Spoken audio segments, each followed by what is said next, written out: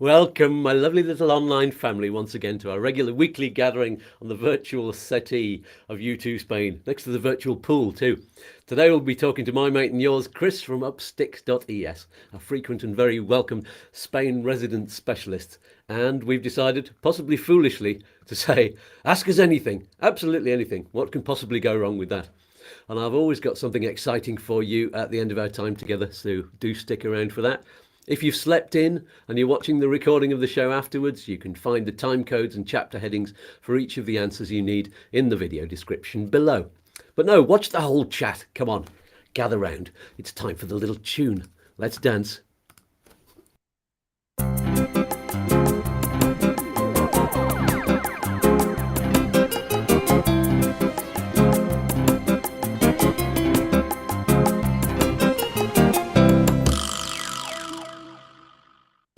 Oh yes, give thanks to the groovy wizard Lee Spreadbury for our little tune. Thanks, me darling. There's a link to his excellent YouTube channel below. Have a listen. He's one of the family.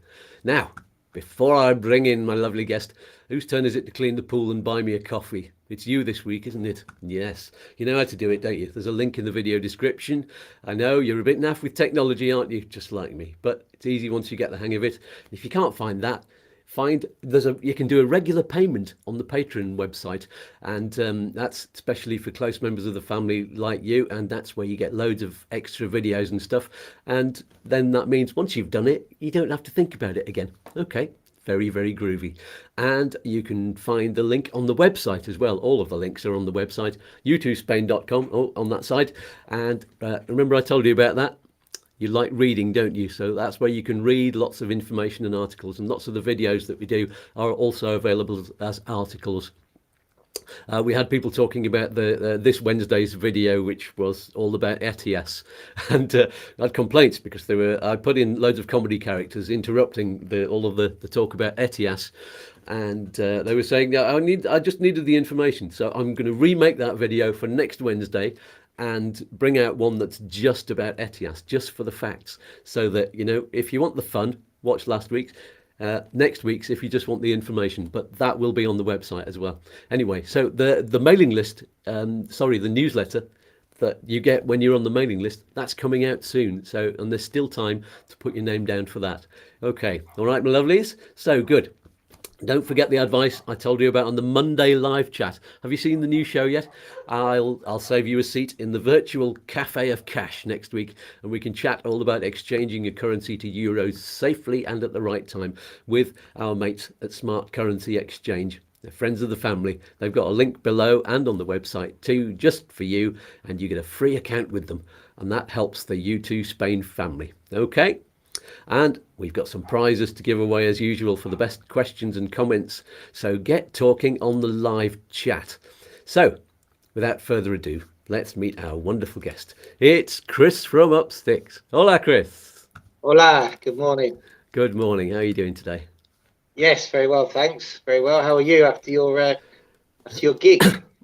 I'm very well, actually. My voice seems to be holding out really well. Normally I'm really low like this on the night after a gig, but no, very nice. It's a little square in the next village along, and it's just really nice. Tables were all full, and there were people dancing at the end. So great. Fantastic. Well done. Good. We've got some people on the live chat. Let's see who we've got.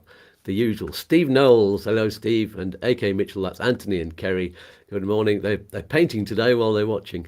They were supposed to be moving this year, but it's all been put off till next year, I think. And we'll go and visit them. And Andy Fryer. Hola, Skatz and all. Jason's web. Good morning, Jason. Saying to you. And morning from Barry from Unitech. And he's just said Etihad. That's he got confused. We were talking about ETIAS. He thought it was football stadium, the Etihad. Who was that? Coventry? Oh no, Manchester City. And we've got a question from Stephen Hiley. We'll talk about that one in a minute. And a question from Jason. So, have you got anybody to say hello to? Yeah, just wanted to say hello to Selena, who I know watches the channel. I spoke to her last week.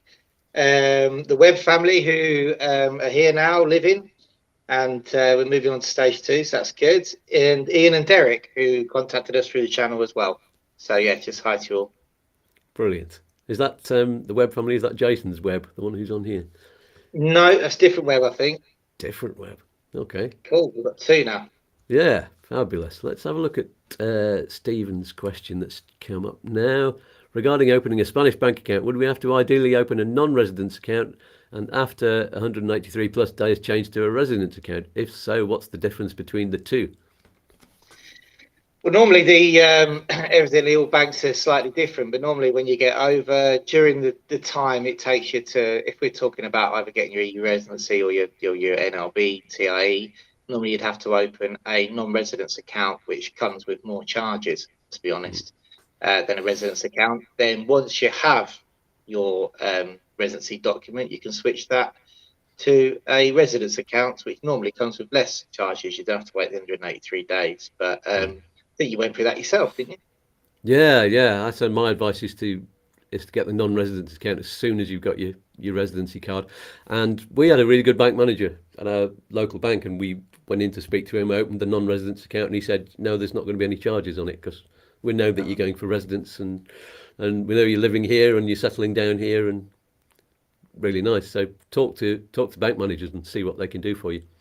And what's the difference between the two? It's the charges, really. There we go. Yeah, I don't think you can get things like, I don't know if they give you credit cards and stuff on a non-residence account. I think there's more access to maybe various products on a residence account, but it definitely depends on the bank, doesn't it?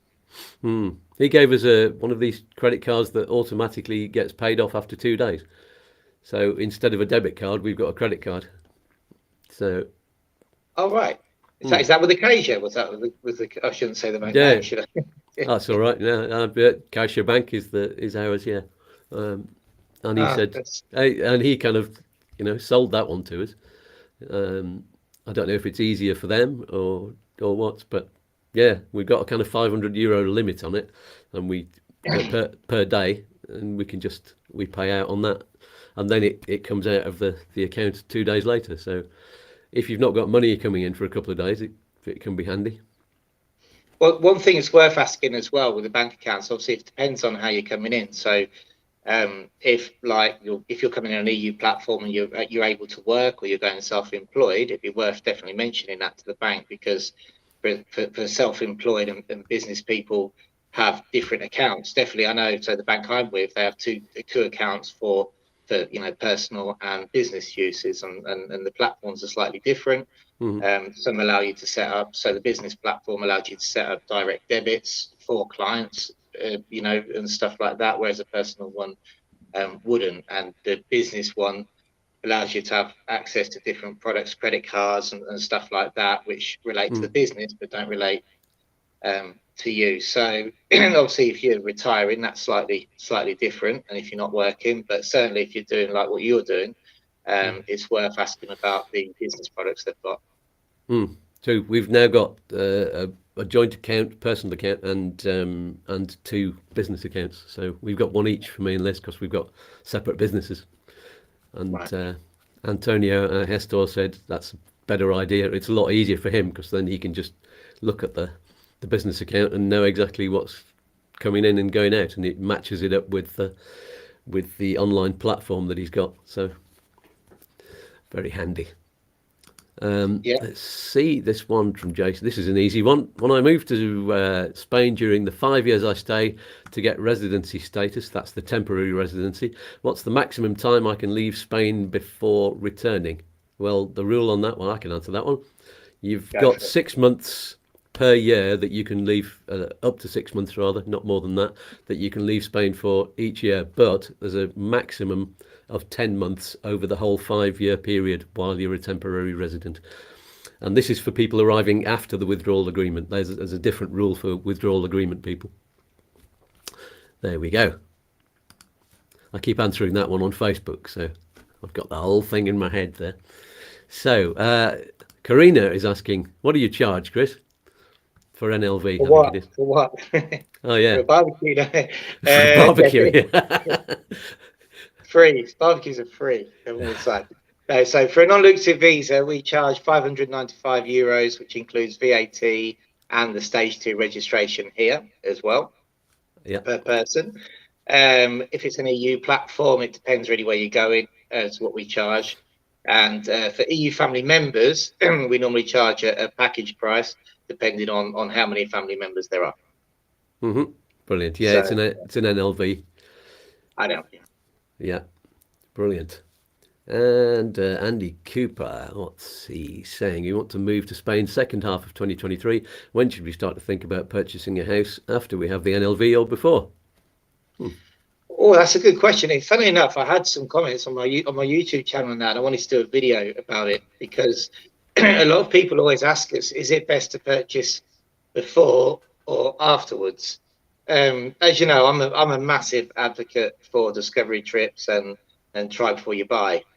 So it really depends a lot on, but you can do it either or, but as I say, I really am. Sometimes when I'm speaking to people, it almost sounds like I'm putting them off for a couple of months. I'm going, no, use your 90 days, come in, you've got flexibility, check it out first, know where you want to live, don't make the mistakes, and even if I personally think that maybe a long-term rental for a year isn't lost money because you'll recuperate that investment by buying a property once you actually got your feet on the ground and know what you're buying. So, but then on that's for people who maybe aren't used to the area where they're going to live.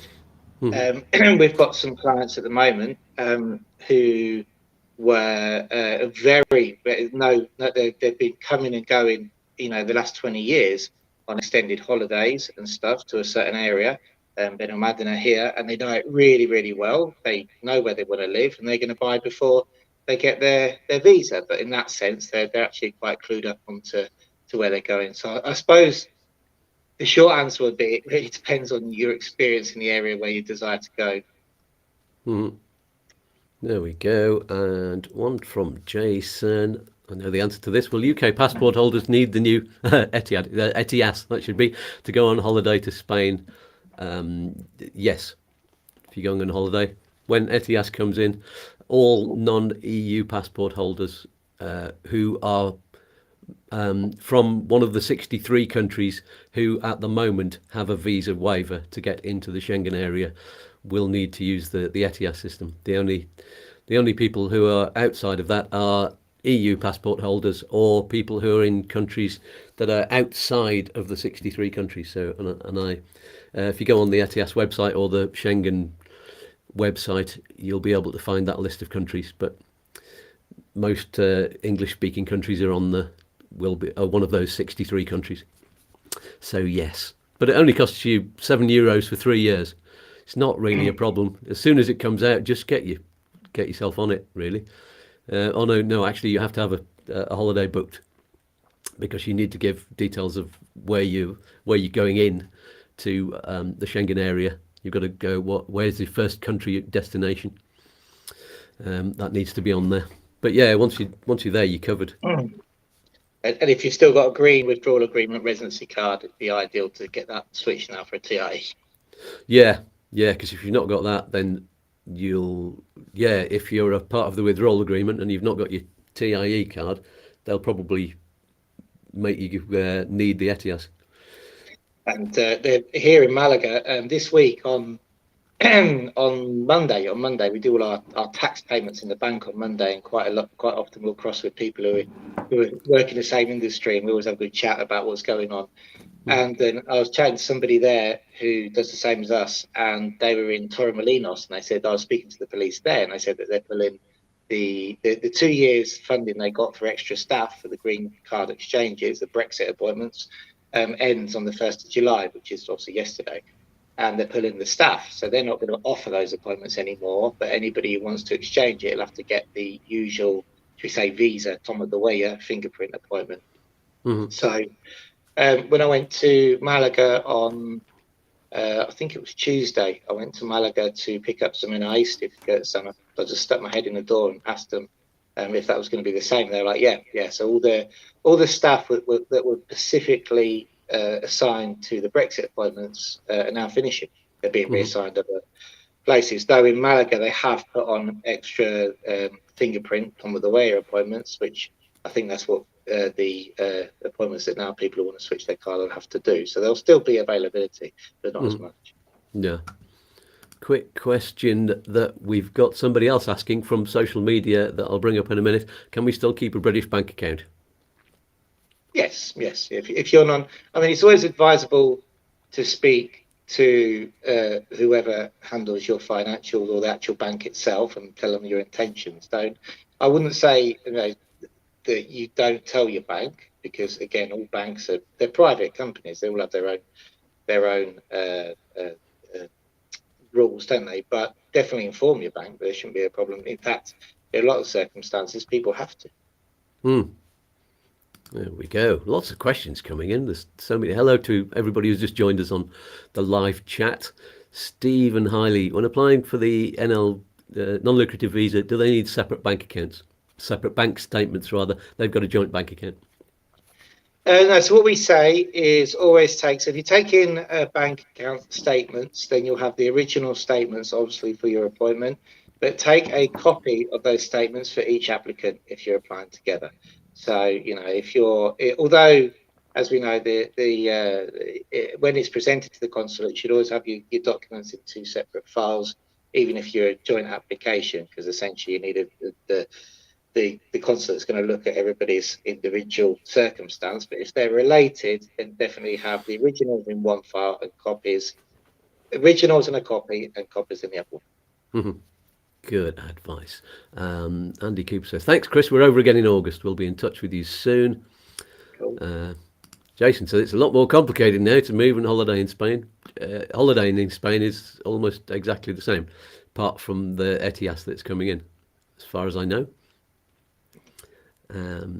There we go. Oh, in relation to Andy's question, this is John Bentley. What if you buy a property before the NLV and are then refused the visa? You're a estate agent, really.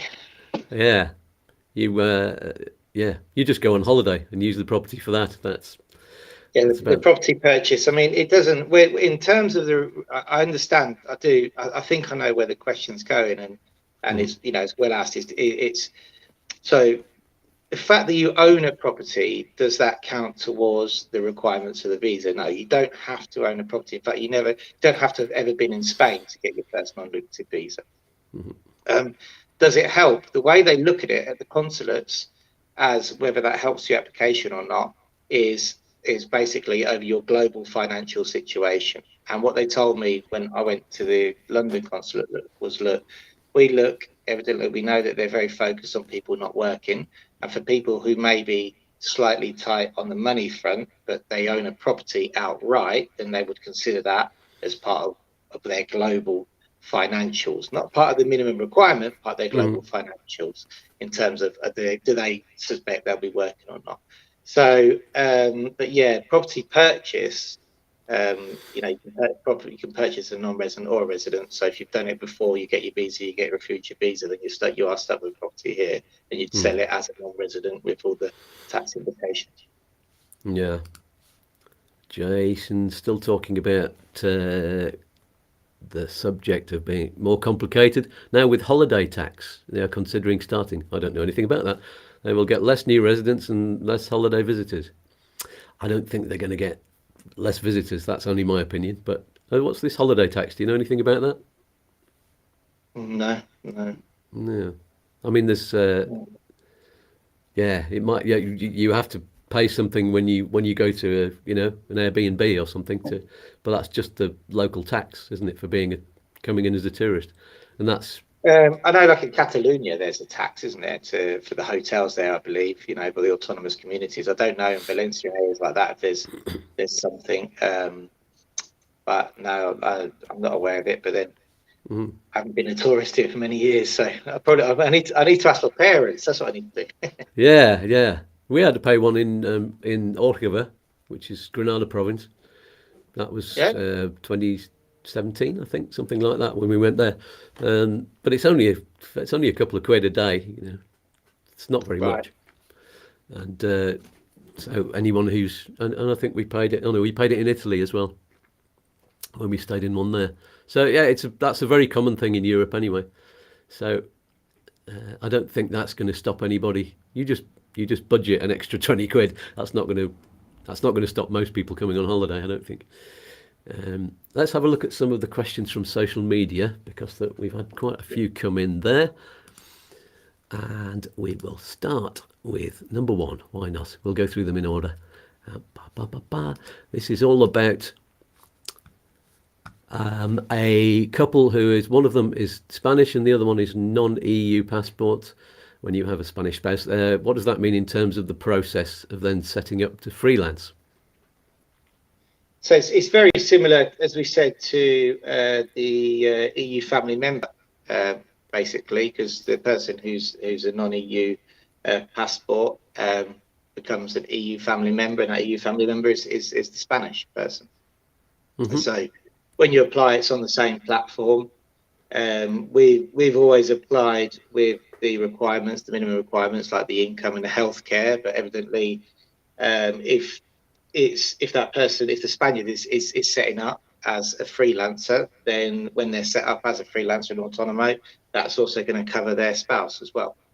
Mm-hmm. So in terms of healthcare, so all the relevant paperwork applies. So you need your marriage certificates, etc., etc.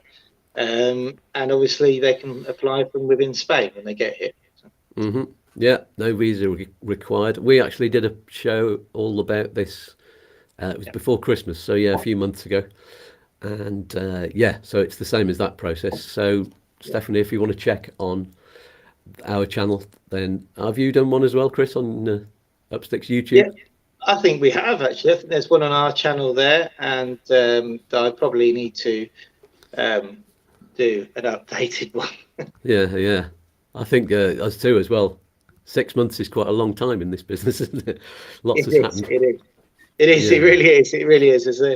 It's certainly a roller coaster at times, but yeah, we should perhaps do one. That should be one of our topics one week. Yeah. It's about time we did that. And I was asking you as well about. There's a lot of people been asking on Facebook all about if they're not married, and I was talking to you before the show about this. What proof of relationship do you need if you're not married and you're coming over together on a visa? Yeah, so it's extremely tough. So if you're not married, obviously, when you're doing an EU family member application on the platform, it actually gives you the option of submitting proof that there is a constant relationship, etc., etc.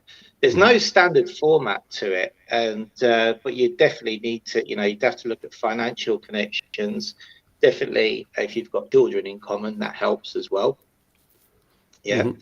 So you'd have to submit that. Any form of. So we have this wonderful word in Spain called convivencia, which means living together. And any form of proving that from the country of origin, I'm not too sure you've got joint mortgage. Evidently, here in Spain, we have a padrón and you can get a certificate. We don't have that in other countries, but anything that shows that there was joint interest in a property or on the council or something like that, living together. So really, it's also even travel documents. We've done it before back years ago, where we used to do third country nationals and EU citizens, where they used to match up travel documents with the stamps of the passport. Mm-hmm. So anything that you can do like that is a help. Brilliant. Let's get on to the next one. We've got some other questions on the chat, but we'll get to them in a moment. And here, number 2 is, here we go. Oh, this is Ginger's Ice. What's the deal for me after my 5-year stint in Spain? Can I then work? Is it still 24% tax paid? Does anything change apart from not having to pay out for visas? So yeah, obviously after 5 years you can work. The 24% tax, I think, relates to non-residents. Mm-hmm. Tax. So obviously, if you're working in Spain, you won't be paid. The moment you're a resident in Spain, you don't pay non-residence tax, even in the temporary residency period. Mm-hmm. And then when you're working, you'll pay in relation to your earnings. Mm-hmm. So about now, actually, I think it was 4 days ago that everybody paid their tax bills. Yeah. Apart from having to pay out for visas. So obviously you have your initial visa application and have your subsequent renewals, and then obviously once you've got your permanent residency, you don't have to pay out for that until that expires. So, Mhm. so yeah, I think that's answered that. There you go. And Gingers, I don't know if you're he or she. Uh, Not that that matters, but here we go. Let's have your next question. It was all about bringing a car over. And here it We is. like these ones. Yeah, so many questions, they say. I know you and Liz drove over, we did, which I'm about to do the same, buy a cheap car and drive over in that and sell it. So how long can I use that car in Spain? Good question. I actually did do a video on this on my YouTube channel because we get asked this all the time, and there's a difference of opinion online. Now, I always say and always advise people not to have it longer than 3 months. And the reason we do that is because on any residency platform, if you've been in Spain more than 3 months, you have to be registered as a resident. Yeah. So, and as a resident, you can't drive a foreign vehicle. So even if you're EU or whatever, you can't drive one. And if the police stop you, and we've seen it on many occasions here on the coast, that they've identified a vehicle that's been here for more than 3 months, and they've stopped it, and they've considered that person to be residing here, even when they haven't had the paperwork for residency. Yeah. And people have left their cars, gone out and come back in, back in the old days before Brexit, when people used to be swallows. And always after 3 months, there seemed to be a problem where they would pick up the cars and you would get in trouble.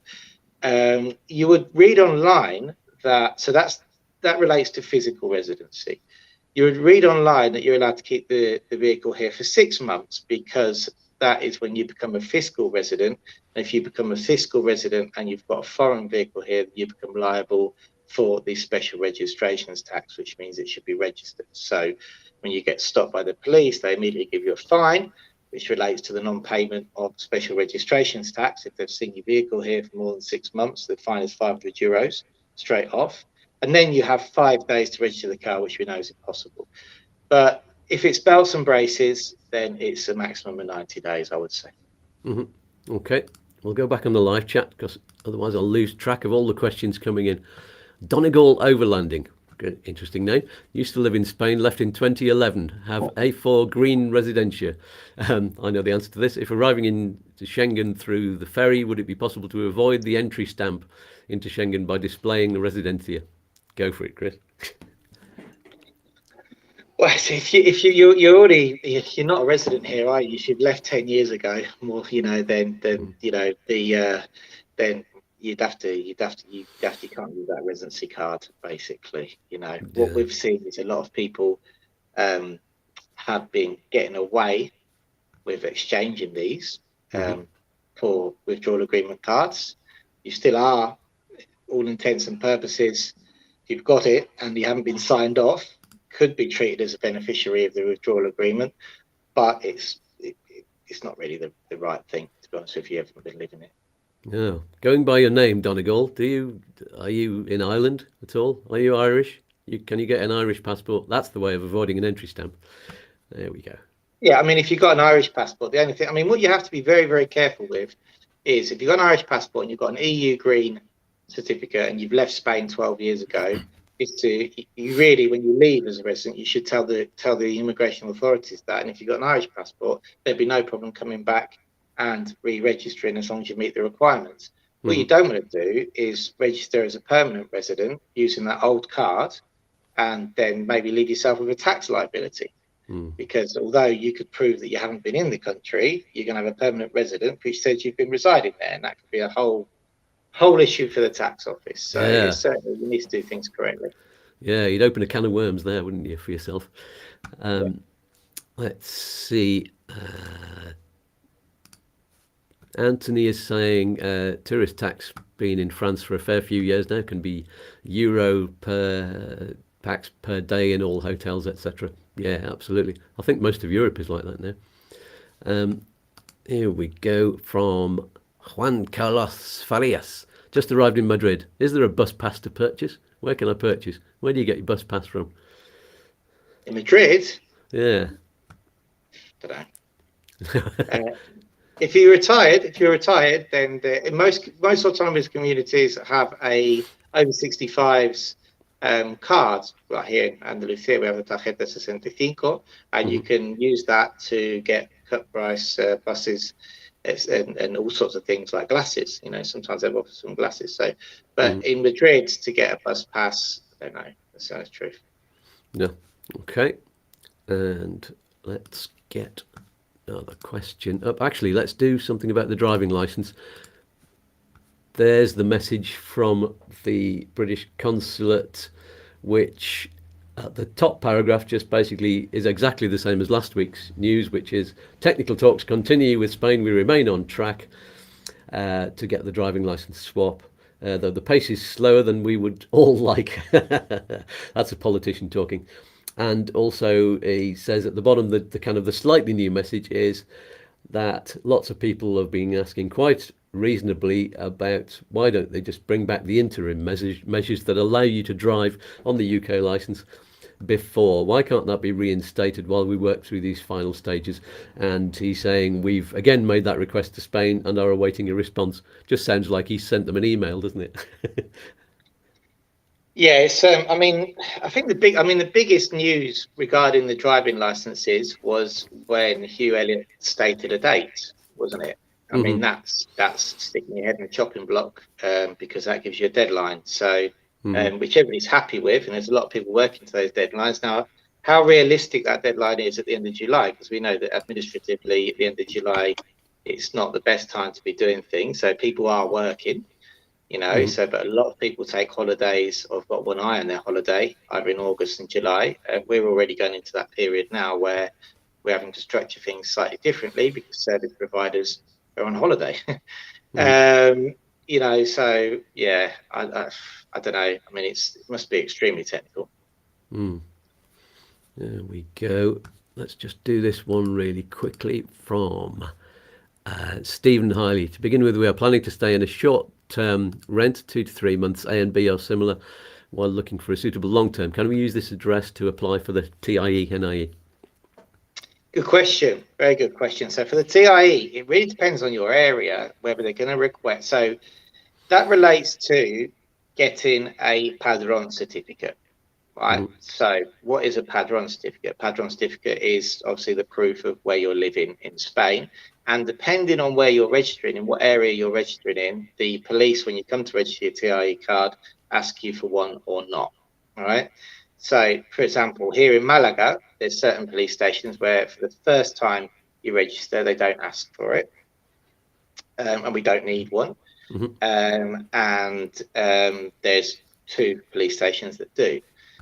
Same in Alicante. We have in Orihuela and Torrevieja. Torrevieja is slightly more lenient on it than Orihuela. Orihuela is extremely strict on having a padron. Alicante City is different. Murcia is different as well. As a general rule, and this is a slightly complicated answer to the question, if you have used the same address and it's a first time registration of a TIE NIE, if you got your NIE with your visa and you used the address where you're going to be staying, then normally you can get away with not having a padron. If when you come to register your TIE, the police sit down at their computer and the address is completely different to where you're trying to register and you don't have a padron, then you on their system, so you may have had an NIE beforehand. This has happened to us on occasion, you may have had an NIE registered by a representative. They registered at an address. You've done your non-lucrative visa application, but the application has been approved, but the address that you used on your application hasn't been updated on the system. In that sense, they'll want to see a padron. So yeah, a lot depends on how you've been registered with the police before, what address you use when you do register and where you go. There we go. Once again, it's a big it depends. And let's see. It's hard to explain it depends, you know. yeah. So many little fingers going out in different directions. Yeah. Marie Vague, or is it Vague? Love your videos, thank you. Moving out to Spain in just under 2 years. Just been made aware of squatting problems in Spain. We're hoping to move to Torrox area. Are you aware of any problems? Lovely areas, just down the road from me. Yeah, I mean, Ocupas. There's Ocupas. There's a very good Facebook channel actually. Well, very good.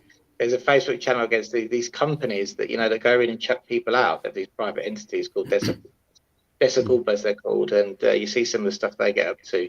It's quite scary. But yeah, I mean, there is a problem with Ocupas in many areas of Spain. I mean, most of the time, it's one of those, isn't it, where if you've got, most of the time now, the way to get around it, okay, there is a more lenient, should we say, laws which are favourable to the owner now. They've passed that, but the true way to get around it was, if you own a property, is to have a registered alarm company. Okay, because if you have a registered alarm company, there's many companies that do it. The moment that someone goes in and you're not there, that triggers, and you can see that they're breaking in, and you've got that point of entry.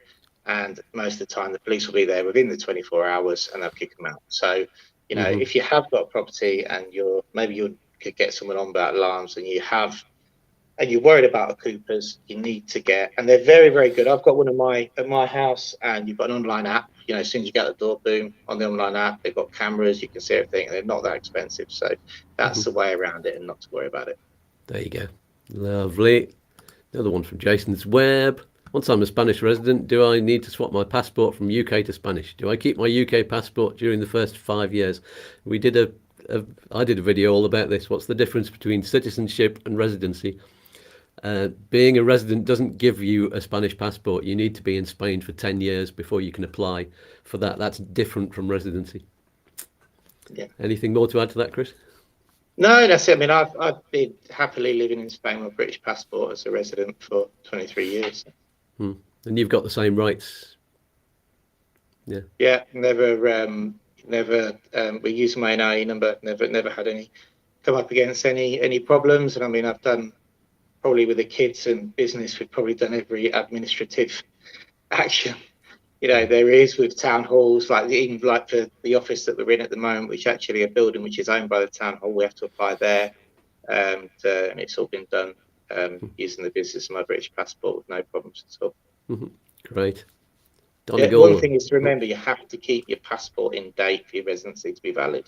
You can't let your passport expire. Or when you are renewing your passport, make sure you've got the renewal documentation available, albeit on PDF on your phone. So you should never be without a valid identity document from the country of origin. And we've both got details on our websites, I think, all about how to renew your UK passport. So have a look on there. Donegal says, does the A4 Green Residencia issued in 2011 expire automatically if someone left Spain but didn't notify any officials? Is there a way to check online? There isn't a way to check online, no. Basically, you should have renewed it. If it's temporary residency, then you should have been renewed anyway after 5 years. Okay, so what we've found with, and again, I don't know if it's an Irish or what passport that they got it under at the time, but what we found on a couple of occasions, and what we've heard about, is that people who have tried to use the green residency maybe to exchange it for a withdrawal agreement card haven't been here and found they've actually been taken off the system. Okay, so the fact that you've actually got it, if you're not still registered on the system, the physical proof of it doesn't matter. You still have to be registered. So yeah, if you haven't renewed it after 5 years, there's a high probability that it's probably been knocked off. Great. We'll go back into the live chat in a moment. I'm just going to answer very quickly some of the ones from social media. We'll go, because we're doing programs about this next week. So I'll share this one and just say, Steve Croxton, will we be doing anything about wealth management wise for those of us who aren't retired? Next week's show is all about wealth management. We've got Cassie from Chase Buchanan, one of our special partners, and she'll be talking all about wealth management and how to beat inflation. So we'll answer that one next week. Thank you very much for that question. And Juanita, great name, Juanita. We'll just get through these very quickly so we can get back to the live chat. Where are you? Question number 7. This is quite an interesting one. If someone's residency is expired, or are there any alternatives to arraigo social or starting all over? They are a US citizen. Yeah, as I said, when we were chatting, we don't really deal with arreglo social, to be honest with you. And this relates to residency, that when someone's got, it's more of a family based platform, whereas if your residency is expired, you've been here for a certain amount of time, got family here, and you have access to a work contract, then you can apply for a residency under arreglo social. Obviously, if it gets denied, then you have to start all over again. But fortunately, with the situation, most of the clients when they come to us um, don't have this, so we don't really deal with it. Okay, fair enough. And just one quick one from Julio Gonzalez. There's some great names. I love the Spanish names. This one sounds like we were singing last night at the gig, me and Julio down by the schoolyard. Great song. So where is the question? And it is number 8. Here we go. This is all about first responders tax, and we're not really qualified to answer tax questions, but if you ask on next week's show, I'll keep this for next week's show, and we'll ask Cassie all about that one. So thanks for the question, Julio. We'll get back to you on that one. Watch next week's show. It's going to be recorded actually on Thursday, but it'll go out live next Saturday. So sorry we can't answer that one on this show, but we need to have the expert on tax on the show, and we're not qualified on that, are we, Chris? No, let's talk about tax income tax. Yeah. So Bill, hello Bill, nice to have you back. Belated good morning. Do most people manage to find private health cover even if they have some older conditions, 10 years plus pre-existing? Yeah. Good question. Yeah. Normally there isn't a problem. There's some companies which are more flexible than others, and then there's companies which charge a massive premium if there's pre-existing conditions. But it really depends on what those pre-existing conditions are. It depends. Sorry about that. No, we can't apologise for it depends answers there. It's the same for quite a lot of questions. So Steve Papp, I heard some self-employment new contribution rates are to be introduced or have been introduced. Better or worse compared to the old? Well, they've not been introduced yet. It's going to be a gradual thing. Worse. What do you think? Worse. Worse. Yeah. Worse. Yeah. Terrible idea. Let's not talk about that. Yeah. But apparently there's going to be a gradual introduction from next year of the higher rate for higher earners and a lower rate for lower earners, but none of it, in my view, is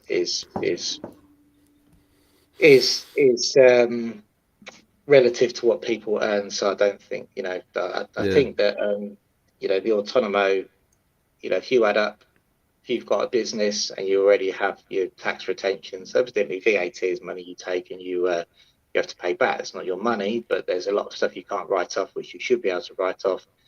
Couple that with the income tax, and now how much you have to pay for employees. You pay around 35% of an employee's wages in social security. Mm-hmm. So if it goes up the way it's looking and you run a small business, you're probably looking at, if you've got 2 employees and your own autonomo, you're probably looking at around 1,200 to 1,300 euros for the right to be employed and have employees a month, which is Yeah. And the low rates that they've got for lower earners, they're not that much lower than the present rate. I don't think anybody sets out on their entrepreneurial autonomo journey to be a minimum earner, do they? No, that would be silly. So there's the whole structure's wrong, if you ask me. But anyway. Yeah, there we go.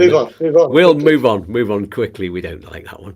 So it's Gary with a question for Chris. As the Spanish civil service goes on holiday July and August, is it likely this will affect my interview time and waiting time?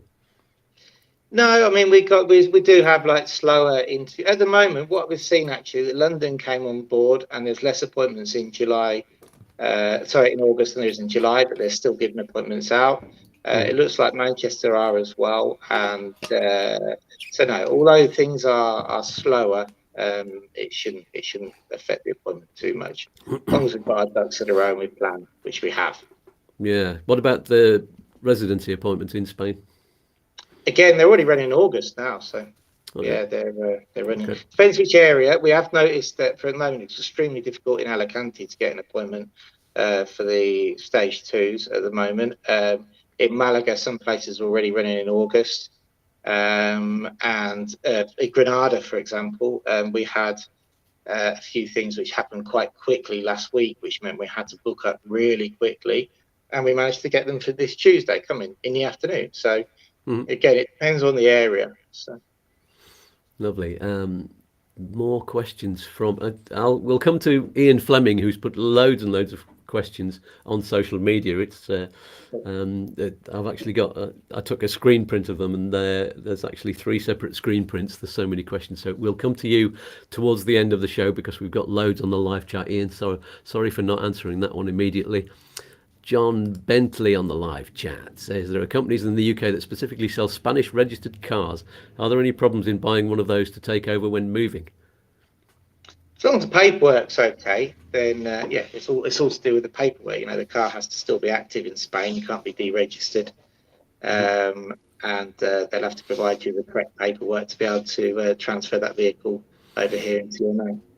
There we go then. We'll zip through these really quickly. These questions came in about 15 minutes ago, so I hope you're still online. Karina says, tips on learning Spanish. Are you both fluent? Sí, por supuesto. No, I'm not fluent yet. Yeah. Chris has been fluent for years, haven't you?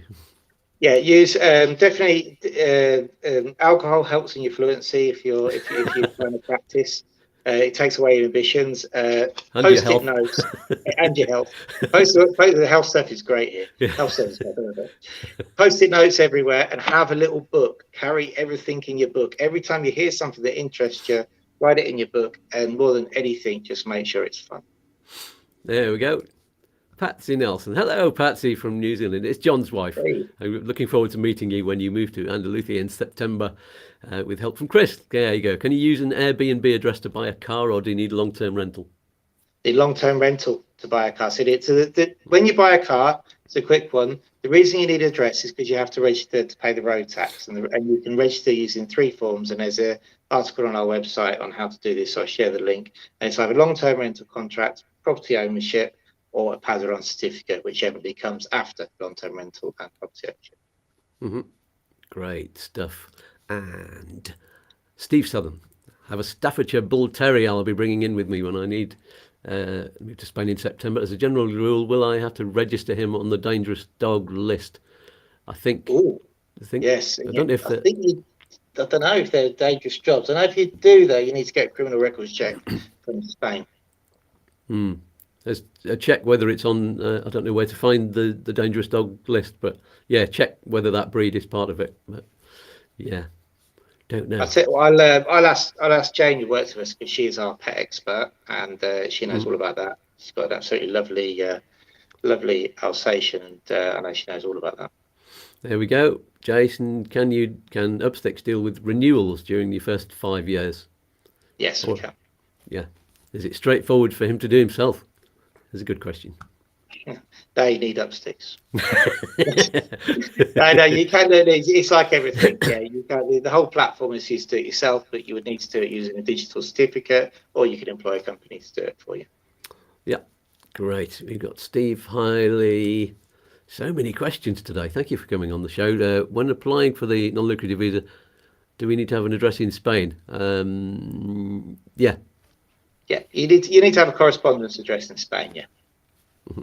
There we go. That relates to our answer before. Yeah. Regarding registering. Gary Payne, my Ukrainian girlfriend and her kids have claimed asylum in Valencia. I'm looking to buy a place for them. I'm not moving over yet, nor renting it out. What paperwork will I need to get?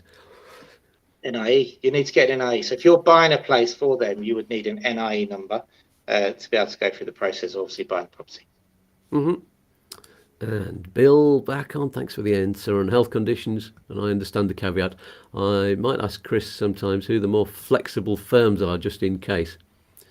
Sure. We're more than happy to share details of our providers, so you can just ask them a question directly. It's no problem. Brilliant. Andy's asking a related question. Are there any health conditions that would stop an NLV being issued? Again, down to the companies. I mean, previous diagnostics of serious conditions like cancer can be a real problem, to be honest. But again, it depends on the company, it depends who you're asking, it depends how much you're willing to pay as well. Good question. Oh, Jason says, still not got my prize from last week. Oh no, from a few weeks ago, lost in post maybe. And he won. He won last week as well. Yeah. We sent it. Okay, thanks. I'll chase that up. It was definitely sent, so I'll chase that up for you. Brilliant. If it's not here by the next show, tell me. I'll send you another one. We might have to give the post a bit of a chance. Yeah, he won last week as well, so there was one in the post. There's already one in the post for him. So there should be two in the post. Should be two in the post. Come on, Corrios, get your act together. And right, we'll go to Ian Fleming's question now. Here we go. Start off on his. What number is that? 4. So we have so many. I've got to get the right one first. Here we go. So I can't see that one. So it's in the process of moving over via an LV, and their heads are swimming about. Yes, if we need to keep an address in the UK, let's answer one of these at a time. So do they need to keep an address in the UK? They don't need to if they don't want to. Do they need to keep a bank in the UK? They don't need to if they don't want to, no. Okay. Can we keep a UK bank account if not resident? Yes. A lot of our clients keep it, but I would just advise that you speak to UK bank and tell them of your intentions. The next one is about driving license. We've covered that. Next question. Is there any point in changing addresses and telling UK departments? So just back to the driving license, they've still got 6 months to drive until we find out what's going on. And is there any point in telling addresses and telling UK departments? Yes, definitely. I would say anybody that you're dealing with in the UK, I would tell them your intentions of moving to Spain and about your residency, because that's the best way to do it. Especially the taxman, because that's the next part of the question. Apparently, he says it's the RP85 form. Definitely tell the taxman. Yeah, and depending on your circumstance, evidently, if you've got, and of course we don't do tax and financial advice, but if you do have UK-based products, financial products, definitely speak to a specialist about when the best time to do that is, and what you need to do, i.e. investments, pensions and stuff. Great. And what does everyone forget or wish they had known beforehand about moving to Spain? You could do a whole program about that. In fact, I think we have done previously. Yeah. Have a look at those videos for that, Ian. But any one particular thing, Chris? Well, I'm trying to think now. No, I can't think of one thing particularly off the top of my head. Let it ponder in my brain. I'll think about that, and then we'll come back to it. Yeah, but there's definitely a video that I did with Liz, actually, just before Christmas, I think. So have a look back at that video, Ian. And we'll go to his next set of questions, which is a lot of clicking to do on this. Here we go. And what insurances do we need in Spain? House, car, etc. And who can help us? How do we find a gestor? Well, it's a good point, actually. Spelling gestor with an H is something that a lot of people do, so it makes it very difficult to find them on Google. Spell it with a G. The Spanish G sounds like a he. So there you go. That's a little hint for everybody if you're searching for gestors online. But I would get a recommendation for that. So yeah, let's do these one at a time. What insurances do you need in Spain? Your insurances are exactly the same as what you'd need in the UK. So if you've got a property, you need property insurance. If you've got a car, you need vehicle insurance. I suppose the only thing that you would need to insure, which you don't insure in the UK, would be that in the event that the unthinkable was to happen, if you would need obviously maybe a funeral plan or insurance to fund whatever happened here in Spain, or repatriation, insurance which might be related to your health insurance. So I think every insurance which you've got in the UK in terms of your personal belongings, that relates to, we have normal insurance here. I think the only thing that may be different is if you've got any intentions of being repatriated, if the unthinkable happens, or being even buried in Spain, then you'd need to make sure that was covered. For example, there's an insurance here which is just specifically to cover funeral costs, and it's very normal. For the Spaniards always have this insurance. We have it as a family. My wife, we've had it for years now, and you pay depending on what your age is, and if you start very young, you continue to pay a lower rate. But if you come into that insurance premium, obviously older, then you pay more. We started ours years and years ago, so even though I've crept into my 40s, we still don't pay that much. Mm. So, in answer to the other question, who can help us? Is it Upsticks? Yes. Yes. Yes. And how do we find a Hestor? Ask Chris when you, because we've both got the same Hestor and he's very good. And how do we tax a car? As I believe it's different and all done in the same day.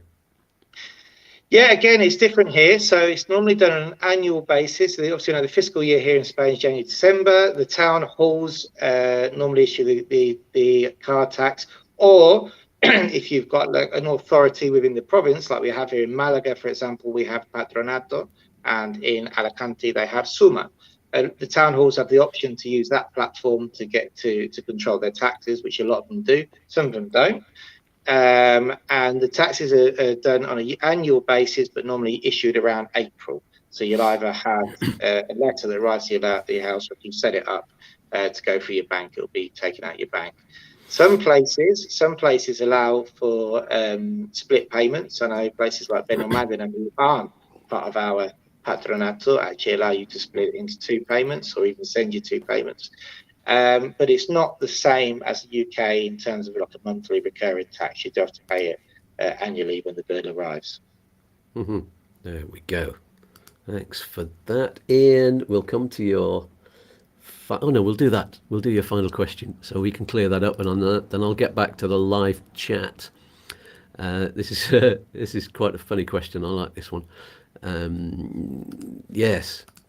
He's very worried about all kinds of things, like small stuff. Like, apparently I can't wash a car in the street. Will we? We think we'll get arrested within a week for something really innocuous. You don't need to, because you can just spend €1 and use one of them jet wash things at the petrol station. They're great fun. So don't use your water. There's no need to wash a car in the street. Most of the petrol stations here have one of those Euro machines. And if you're super rapid, you can get round for €1. So there's absolutely no need to wash your car in the street. Mm-hmm. There you go. And I don't know if there is a law or not about washing your car in the street. Maybe it's about not using water too much. This comes from ages ago. I did see something on social media about somebody getting a fine or so. Honestly, though, I don't spend as much time as I probably should do looking on Facebook. I saw something, but as far as I'm aware, there's not a law. But to be fair, I've never been washing my car on the street. Mm-hmm. There you go. It's too much fun with a jet wash, really, to be honest with you. Lovely. Sorry to everybody on the live chat who's been seeing that one message from Tinder, and it's all nasty. I've just blocked that user. I've only just found out how to do it. Now there's been messages coming up all the time, but yeah, nothing to do with us. They're off now. Okay. Stephen Hiley was saying, can you answer the rest of my question from before? I think we did answer it, but let's do that again. Right, non-lucrative visa, do we need to have an address in Spain? Yes, so you need a correspondence address in Spain. Yeah. There you go. So the reason you need one is because they will direct your application from the consulate to the relevant province, the relevant province immigration. Excellent. Yes, Anthony and Kerry again. We 100% advocate using Chris for residency and car. Save yourself all the trouble. Plug. Of course. Nice. Me too. And I kept saying on the live chat, there's so many questions. And Jason says, if you guys were not full of useful information, you wouldn't get so many questions. Very true. Thanks, Jason. There we go. Andy Cooper.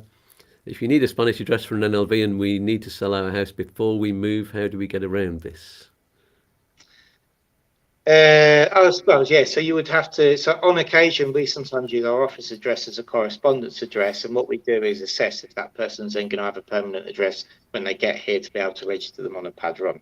Yeah. Mm-hmm. So that's you've got to always look at the area you're going to, check with the person who's helping you, or if you're doing it yourself, check in the area to see if they do require a padron or not. And yeah, so you definitely need, though, a correspondence address because they need to know where to direct the application to. Mm-hmm. There we go. And one more. Tia, good morning. Good morning to you.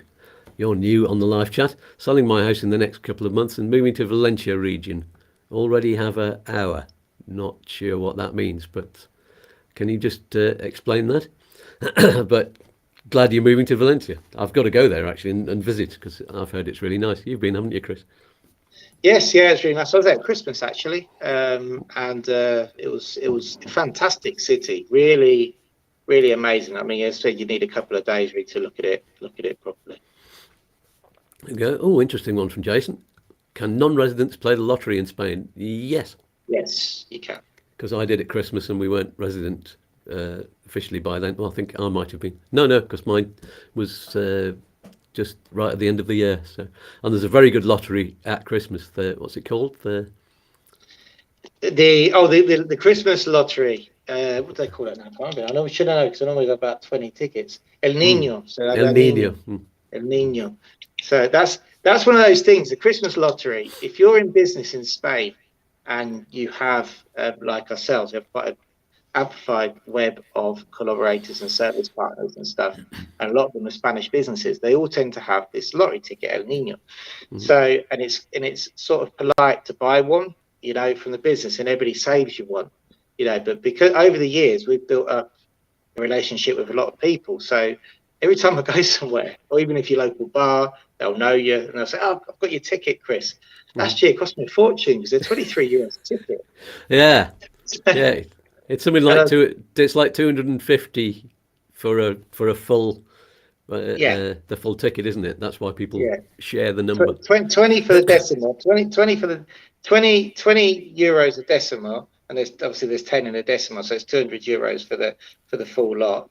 And then you have different series in the decimal, and that number people keep series in their bar or in their businesses and stuff. So anybody gets that number always gets the prize. But then you'll have the local. They'll charge you a little bit more. It's normal for them to charge €3 on top.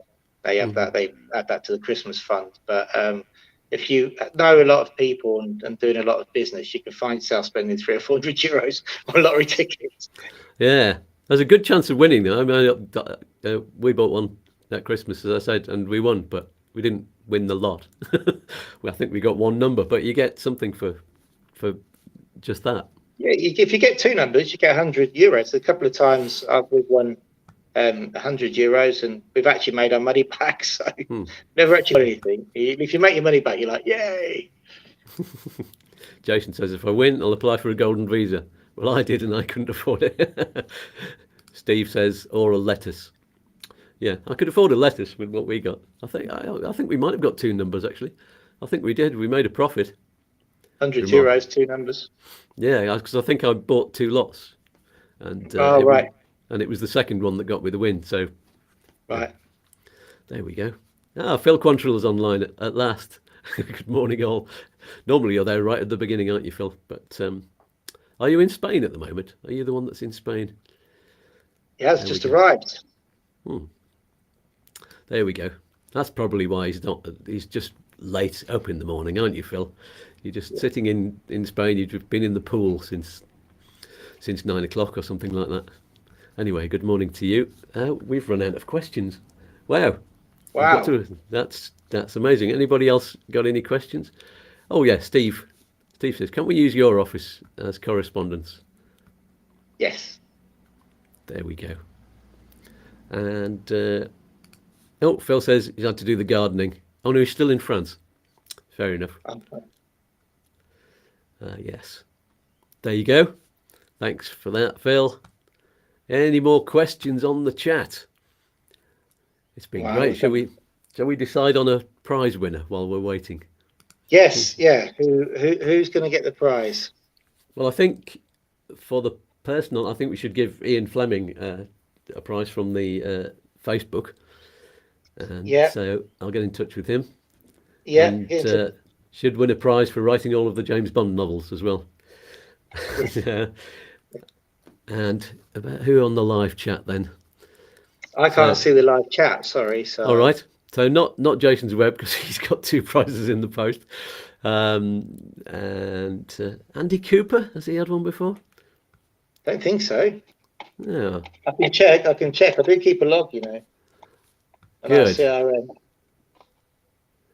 Andy, are you still with us? If you're still with us, then send. Oh yes, there we go. He is. He's still on. So send either Chris a message with your postal address, Andy, or send it to me at info@YouTooSpain.com. That's the email address to drop it down to. I haven't got Andy as a prize winner, so that's cool. There we go. He's the winner today. And Karina says, thank you. Phil says, we'll have a look at the video this afternoon. There you go. Jason says, do I get a prize for waiting the longest time to get a prize? No. What's going to happen is there's going to be a full suite of prizes turning up for Jason. That'd be brilliant. You'd be snowed under. The postman will complain. There we go. So, thank you everybody on the live chat, and a huge thanks to Chris once again for being fabulous. And I will say goodbye to you. I think give Chris a virtual hug, and wave him goodbye. And I'll tell you all about next week. Okay. Thanks, Chris. I'll speak to you soon. See you later. Bye. Bye. There we go. So I've already told you a little bit about what we're doing next week. So on the cozy family settee by the pool. Let's just get rid of that message off the screen so that we're nice and clear. We have next week Cassie Della Rumball from Chase Buchanan, the wealth specialists. If you've looked on the partner directory on our website, you'll have seen her, and on the latest newsletter, she is the featured partner. And that's because it's not her first time on the YouTooSpain virtual settee. Last year she was here talking about pensions, as I said. This time we'll be telling you how to beat inflation. And yes, indeed, because you may have seen news about the banks raising interest rates a few times recently. That's what happens when inflation starts to rise. Prices go up, unemployment goes up. I'll be talking a bit about that on the Monday live show very soon. And so if I don't see you on Monday, do have a look at the Monday live show. It's on, as well as being on YouTube, it's on the two Facebook pages. Sorry, Facebook page and the Facebook group. One of those is private, one of those is public. So you can grab it there as well. I mean, I'd prefer you watch it on YouTube, because you can get on the live chat if you watch it on YouTube. I don't think you can do that when you're on Facebook. But if you can, then let me know. Send me a message.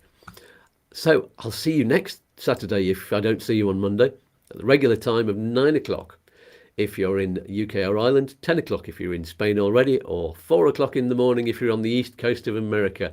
Sorry, all you Americans, sorry it's so early. Whatever time we broadcast, someone in the world gets the short straw.